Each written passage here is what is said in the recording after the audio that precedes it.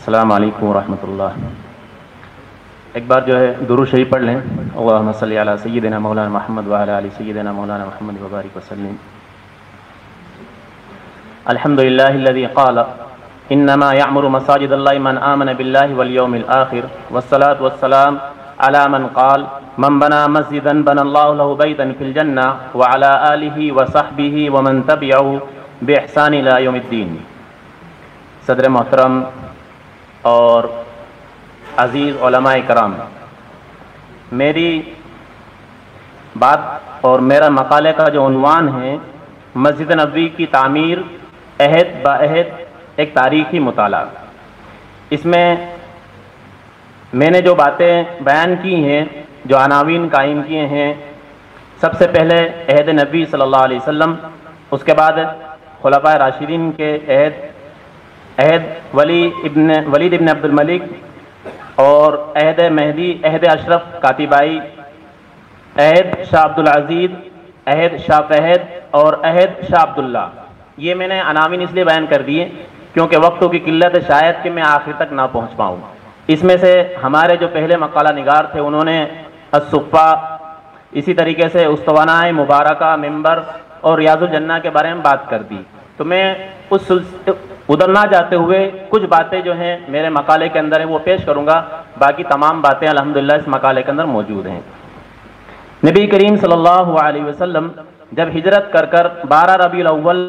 سن ہجری بروز جمعہ 24 دسمبر 622 عیسوی کو آپ کی اونٹنی پر سوار ہوتے ہوئے بنی مالک ابن نجار کے احاطے میں آتے ہیں، جو 2 یتیم بچوں کا تھا، سہل ابن سہیل، جو دونوں یتیم بچے اسد ابن زرارہ کے زیر سائے رہا کرتے تھے۔ تو نبی کریم صلی اللہ علیہ وسلم نے شہر ابن حوشب کی روایت کے مطابق ہی کہا کہ اب جو ہے مجھے مسجد بنانی ہے، کوئی جگہ کی تلاش کی جائے۔ تو آپ صلی اللہ علیہ وسلم نے اپنی جو اونٹنی کی بیٹھی کی جگہ تھی اس کے بارے میں پوچھا، تو کہا گیا کہ یہ 2 یتیم سہل اور سہیل جو کہ اسد ابن زرارہ یا معاذ ابن عفرا کے زیر پرورش ہیں۔ آپ نے ان کو بلایا، کہا کہ یہ زمین ہم کو قیمتاً فروخت کر دو، ہم یہاں مسجد بنانا چاہتے ہیں۔ دونوں یتیم بھائیوں نے اور ان کے سرپرستوں نے بلا قیمت ہبہ کرنے کے لیے پیشکش کی، مگر آپ صلی اللہ علیہ وسلم نے بلا قیمت قبول نہیں فرمائی، اور حضرت ابوبکر صدیق رضی اللہ تعالیٰ عنہ کو حکم دیا کہ 10 درہم جو قیمت طے ہوئی ہے آپ ادا کر دیں۔ سیرت حلبیہ صفحہ نمبر 89 جلد نمبر 9۔ اس کے بعد نبی کریم صلی اللہ علیہ وسلم نے جگہ کا انتخاب کر جگہ ہموار کی۔ اس جگہ کے اندر جو ہے کچھ مشرکین کی قبریں تھی۔ آپ صلی اللہ علیہ وسلم کہ ان روایتوں میں تطبیق اس طرح سے ممکن ہے کہ ابتدائی تعمیر کے وقت مسجد نبی صلی اللہ علیہ وسلم کا رقبہ 60 بائی 70 ذرا ایک روایت کے مطابق،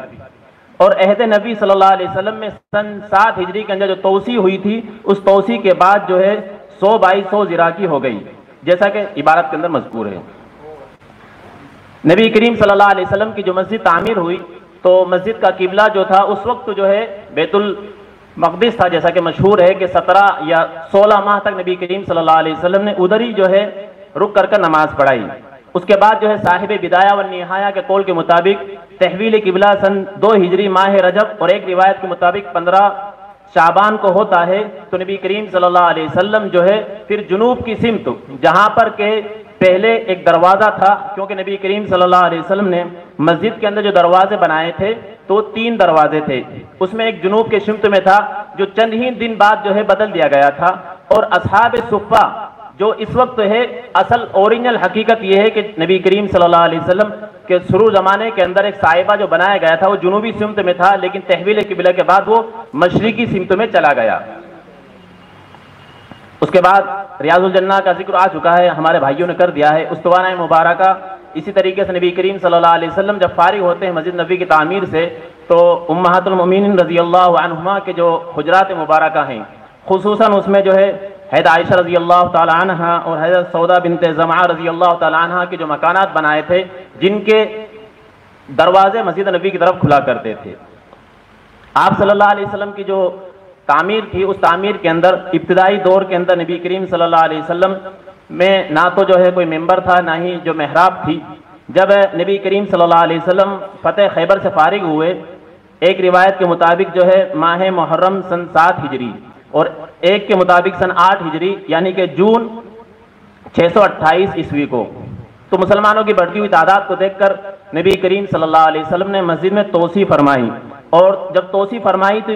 آپ صلی اللہ علیہ وسلم نے 40 ہاتھ لمبائی اور 30 ہاتھ کا اضافہ فرما دیا۔ اس طرح نبی کریم صلی اللہ علیہ وسلم کی مسجد جو ہے اس کا مربع طور پر اگر دیکھا جائے تو کل رقبہ جو ہے 2500 بنتا ہے۔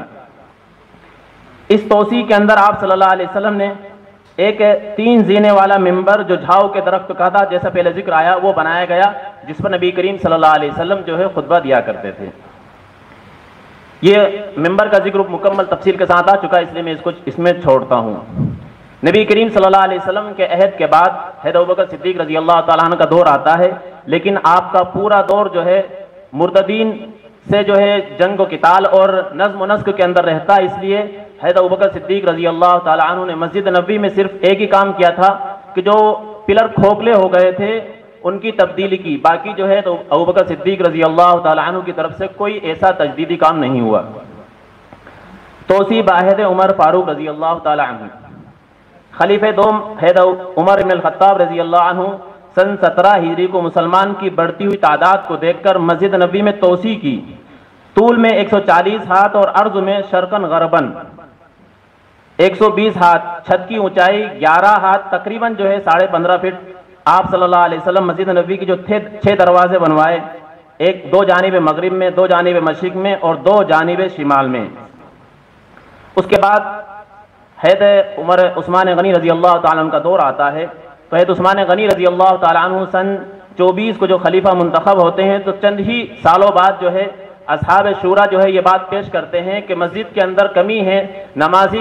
گلی کوچوں کے اندر نماز پڑھ رہے ہیں، آپ مسجد کے اندر توسیع فرمائیں۔ تو علامہ جلال الدین سیوطی رحمۃ اللہ علیہ فرماتے ہیں کہ سن 29 ہجری میں حضرت عثمان غنی رضی اللہ تعالیٰ عنہ نے مسجد نبوی کی توسیع کی اور اس میں منقوش پتھر لگوائے، ستون بھی پتھر ہی کے رکھے، اس کی چھت میں ساگوان دور جو ہے میں نے پہلے ہی کہا تھا، شاید اس لیے میں نے عناوین پڑھ دیے تھے۔ خیر مجھے حکم دیا میں وقت کا جیسا مولانا کہیں گے میں عناوین پڑھتا ہوں بس صرف۔ محراب نبی صلی اللہ علیہ وسلم بعہد مہدی عباسی، مسجد نبوی میں پہلی بار آگ کا لگنا، سلطان اشرف قاتبائی کے دور میں مسجد نبوی کی تعمیر، مسجد نبوی میں دوبارہ آگ لگنا، اور اس کے بعد جو ہے سعودی حکومت جو موجودہ ہے اس کی جو بڑی توسیعات ہیں، 3 توسیع ان کا ذکر کیا گیا ہے۔ یہ کچھ چیزیں تھی جو میں نے خیر اپنے جیسا مجھ سے بن سکا میں نے پیش کی، لیکن میں جیسا ہونا چاہیے ویسا نہیں کر پایا۔ اس کے لیے اگر جو ہے کوئی تاریخ میں خصوصاً کیونکہ نبی صلی اللہ علیہ وسلم کی ذات اور آپ کی مسجد سے متعلق ہے تو میں بھی جو ہے اس کے لیے معافی چاہتا ہوں، اور اگر کوئی قابل اصلاح ہو تو میں صدر محترم سے چاہتا ہوں کہ اصلاح فرمائیں۔ لیکن ہمارے ایک بات مقالے سے ہٹ کر جو ہے مولانا صفدر ندوی صاحب سے جو عرض کرنا چاہتا ہوں کہ جیسے ہمارے ایاز بھائی نے شاید غالباً ایک بات کہی تھی، تو اس میں جو ہے ہم نے کہا کہ ہمارا فقہ اکیڈمی کا سیمینار اس سے متعلق نہیں ہے، لیکن اگر ہم مسئلہ حجاز کو جب دیکھتے ہیں کہ 1343 کے اندر جو ہے حجاز کے اندر جو ہے سعودی گورنمنٹ آتی ہے، تو سعودی حکومت نے جو ہے بہت سے مقامات کو جو ہے منظم کر دیا تھا، جس کو یوم حدم سے تعبیر کیا جاتا ہے، تو اس وقت جو ہے غمت خضرا کے اوپر بھی بات آئی تھی،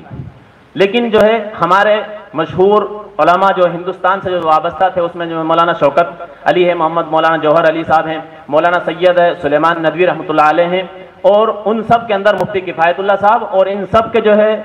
صدر جو تھے خصوصاً مولانا شبیر احمد عثمانی رحمۃ اللہ علیہ، ان کا ایک واقعہ مشہور ہے، ہم میں سب جانتے ہیں مسئلہ حجاز کے طور پر، تو اگر ہم اس کے طور پر اگر کچھ کرنا چاہیں تو شاید میری ذاتی رائے ہے، ہو سکتا ہے بہتر ہو، مولانا میرے اشارات کو سمجھ گئے ہوں گے۔